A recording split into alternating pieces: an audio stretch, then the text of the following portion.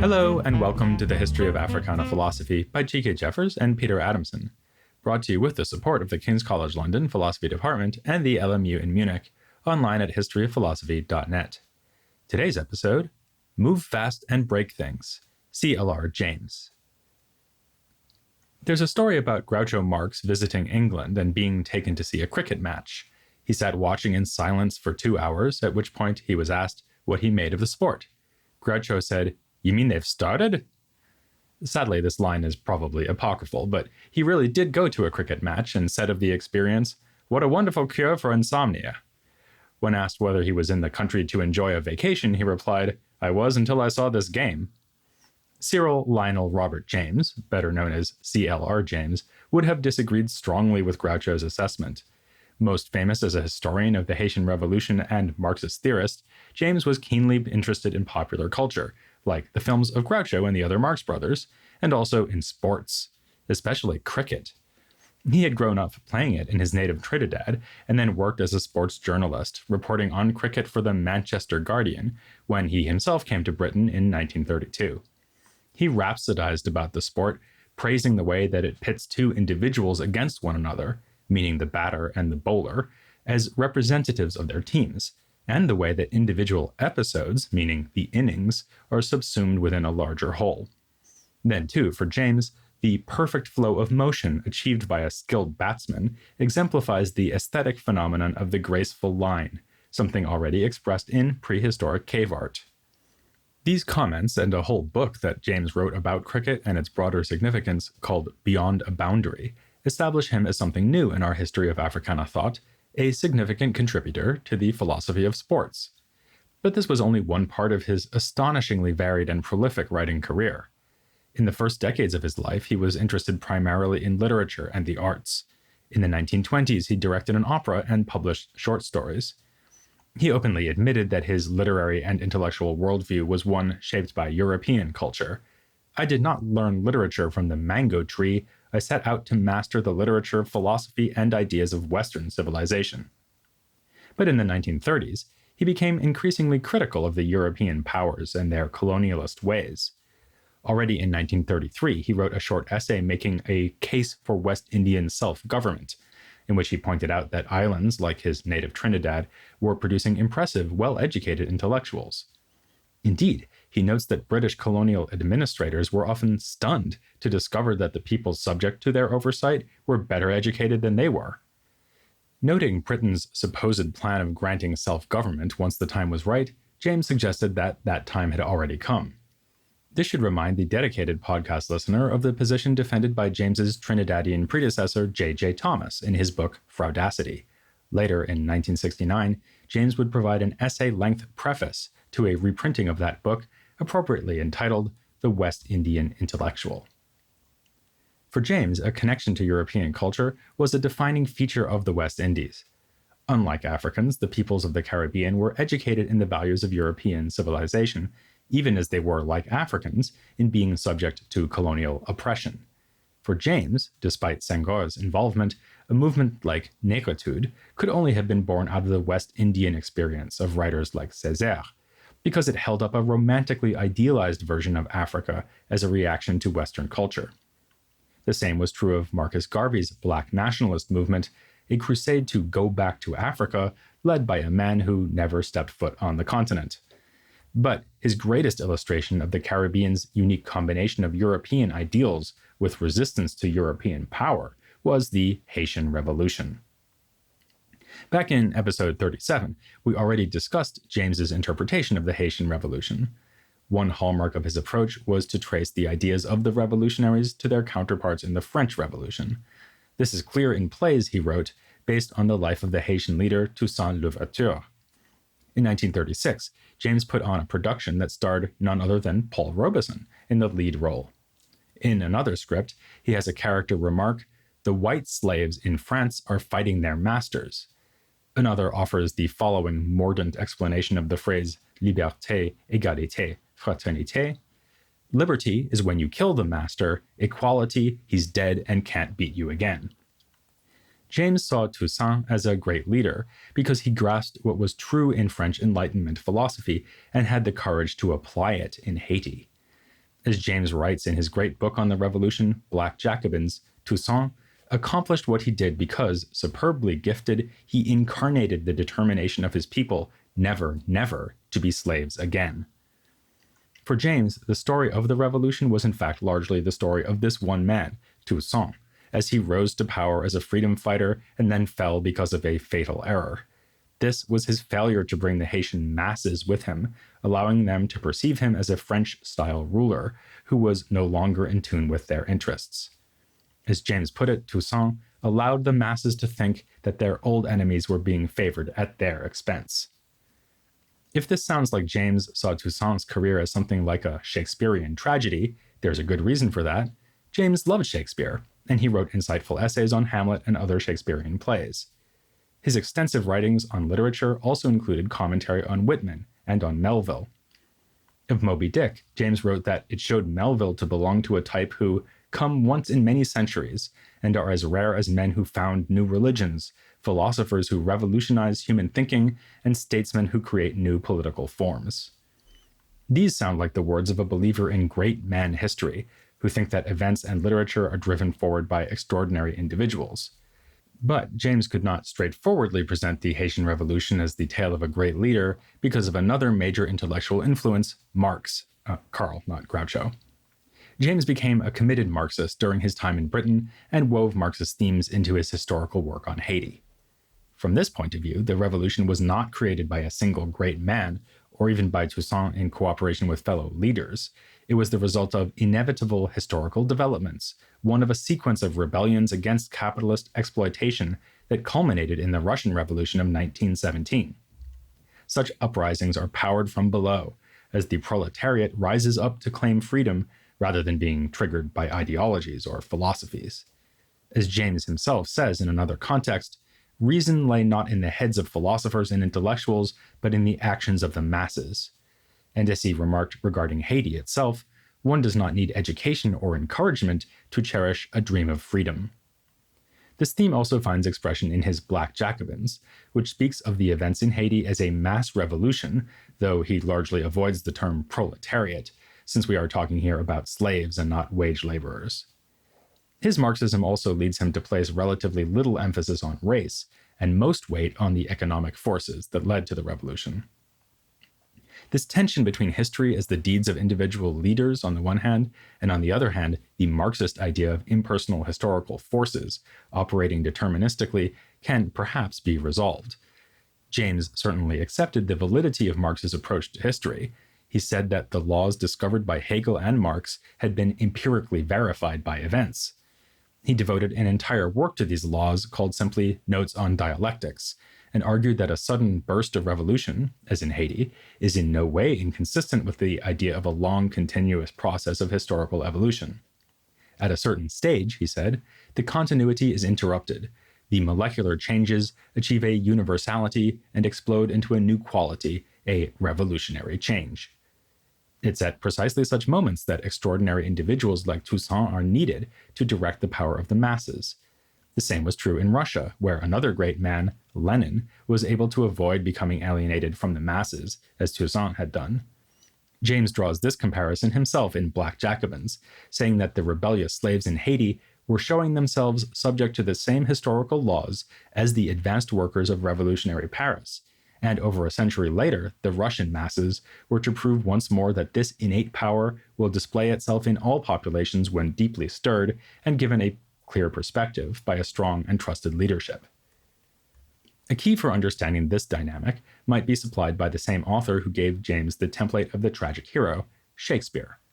One thing he likes about Shakespeare is that in his plays, as in a cricket match, the aims and struggles of this group are concentrated in the actions of a single individual. In the greatest of the plays, we see how rival social ideals fight within the mind of one person. The paradigm case is Hamlet, whose hesitations are born out of a clash between public order and private vengeance. His own personality is in revolt against social duty. More generally, Shakespeare's characters are an embodiment of the assault upon the ordered conception of the medieval world. In this light, there is no contradiction between seeing an event like the Haitian Revolution as the work of individuals and as the outcome of historical forces. This is because individuals embody those forces, indeed incarnate them, as Toussaint did for the Haitian masses. That's part of what James may have meant by his rather inscrutable remark, "Shakespeare stands second to none, neither to Aristotle, to Rousseau, nor to Marx. He is surprisingly close to Lenin." Of course, James was not interested in Haiti for purely historical reasons. Late in his life, he told with pleasure of meeting a revolutionary from Ghana who had been distributing copies of Black Jacobins to foment anti-colonial revolt in the 1950s. This was exactly the point. James liked to say that history moves very fast and can quickly leave the dull behind. If he were writing now, perhaps he would invoke the slogan, "Move fast and break things," despite its association with rapacious capitalism. He looked forward to the breaking of capitalist colonialist tyranny through mass uprisings across the globe and especially in Africa. These bourgeois structures were, in James's view, without intellectual rationale or political legitimacy. Nothing remains for them but the logic of the machine gun and the crude empiricism of police violence. Once they were demolished, humankind could stride forward towards its final condition, namely complete democracy, in which every man is able to do what every other man does. Now, we keep saying that James was a Marxist, but if you know anything about Marxism, you'll know that it has always displayed what Shakespeare called infinite variety. The particular variety that claimed James's allegiance was Trotskyism, or rather a distinctive offshoot of Trotskyist thought in the United States that went by a name that sounds more appropriate for a 1970s experimental jazz combo, the Johnson-Forrest tendency. James lived in the United States from the late 1930s until he was, predictably enough, expelled from the country in 1953 during the Red Scare. Like other Trotskyists, James and his colleagues in the tendency were firm critics of the Soviet Union, seeing the totalitarianism of the state under Stalin as a profound betrayal of the socialist revolution. In true socialism, the means of production would be in the hands of the masses, not a party ruling things from the top under the pretense that they were doing so on behalf of the workers. So James condemned Stalinism as counter-revolutionary barbarism, and as nothing more than state capitalism, no less capitalist in its way than the United States. In order to adopt a diametrically opposed conception of socialist revolution, James came to the radical view, radical even within the context of Marxism, that there was in the end no need for a political party. While the involvement of leaders like Toussaint and Lenin may have been needed in earlier stages, in the final stage all power would be held by the workers, and as James noted, a party which consists of all the workers, armed cooks and all, is no longer a party as we knew it. He argued that in adopting this stance, he was not departing from the teachings of Lenin. Central to his ideas was never the party, never, never, never. It was the proletariat and the work he believed it and it alone could do. James thus exemplified the highly educated left-wing intellectual who believes that it is not people like him, but the uneducated working class who should be running things.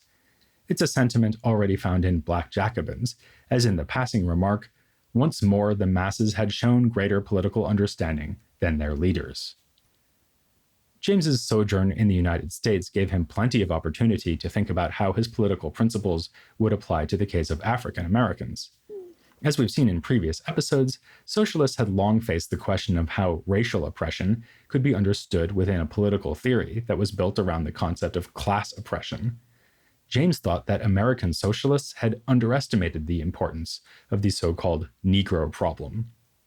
He argued that the situation of Black people has a validity of its own, and saw the fight for racial liberation as a kind of spark that could light the fuse of a wider campaign.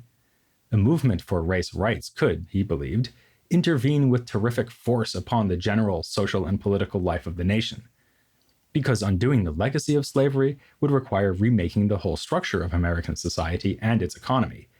Thus, Black activists would play the role of a socialist vanguard, inspiring the masses to adopt the goals of revolution.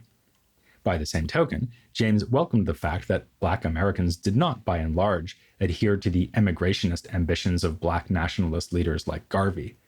Rank-and-file African Americans saw themselves as Americans and not Africans, so that even as they cherished the goal of self-determination, they also sought integration into the wider society. As a student of Hegel, James saw this as a perfect example of a dialectical contradiction. And as a student of Marx, he knew that such contradictions were an engine of progress. Given that the United States has not in fact been transformed into a socialist paradise, at least not yet, you might suppose that James would have been disappointed by the time of his death in 1989, this at the ripe age of 88, given that Du Bois and Senghor made it to 95, with Césaire almost getting there by dying at 94, and of course Anna Julia Cooper making it all the way to 105, it's beginning to seem like being an Africana philosopher is a good recipe for longevity. In fact, though, James believed that events in his own time offered at least partial confirmation of his theory. He saw Martin Luther King Jr. in the States and Kwame Nkrumah in Ghana as leaders who took up the mantle of Toussaint Louverture and Lenin by leading movements that harnessed revolutionary sentiment among the masses. This, he said, was a warning to all revolutionaries not to underestimate the readiness of modern people everywhere to overthrow the old regime. He was an enthusiastic, though not uncritical, admirer of Nkrumah, and put him on his list of the 4 greatest leaders of the 20th century, along with Lenin, Gandhi, and Mao.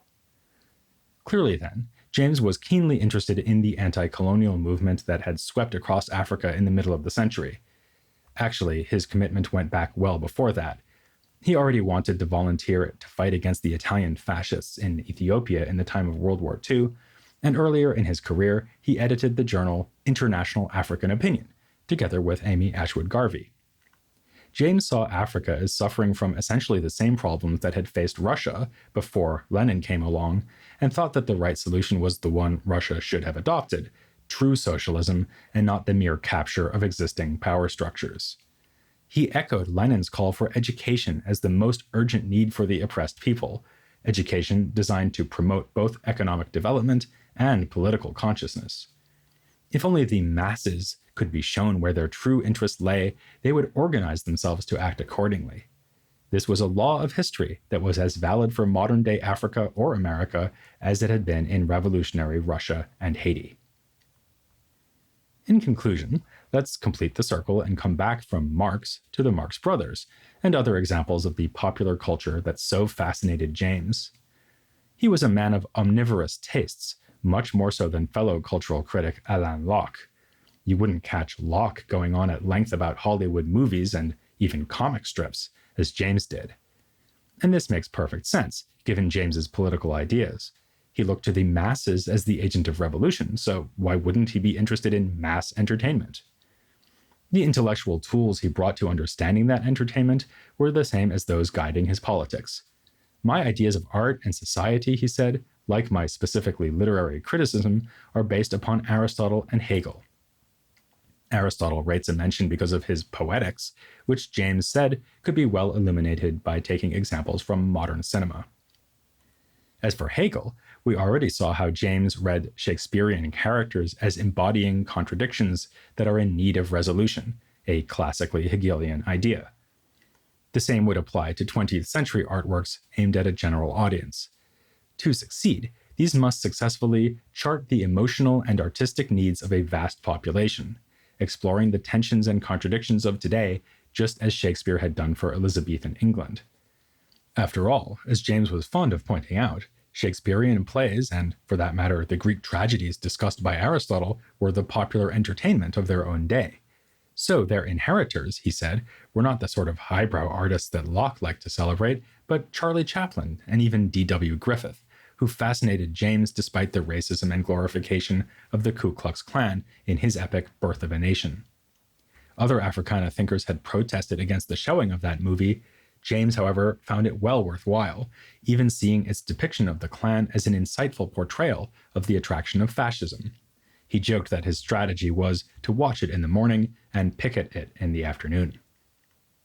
One thing James did not claim about such works, though, is that they qualified as contributions to philosophy. He derided critics who treated Shakespeare as if he were concerned with coming up with cosmic profundities for philosophic minds, rather than engaging in a commercial enterprise. For James, the philosopher is an observer who stands outside of popular culture, discerning in it the same patterns that underlie the rest of society and history.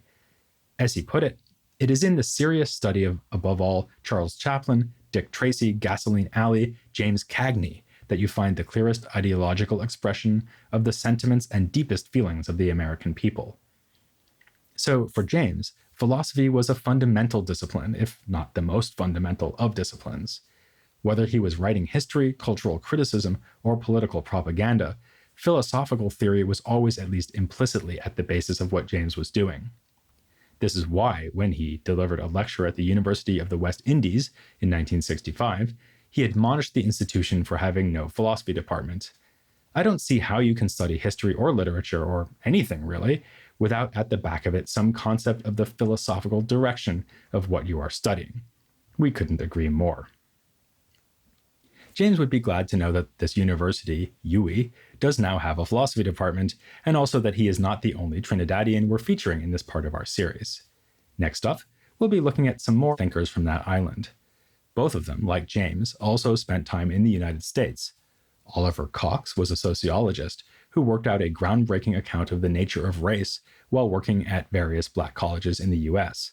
Eric Williams was a historian whose work on capitalism and slavery was produced while teaching at Howard University, but unlike Cox, he did not stay in the US. He returned to Trinidad and Tobago, where he became the first prime minister of that country upon its independence. His relationship with the subject of this episode, James, was long and varied, from helping him research the Black Jacobins in the 1930s to placing him on house arrest in the 1960s. It just wouldn't be cricket if you missed out on our look at Cox and Williams next time here on The History of Africana Philosophy.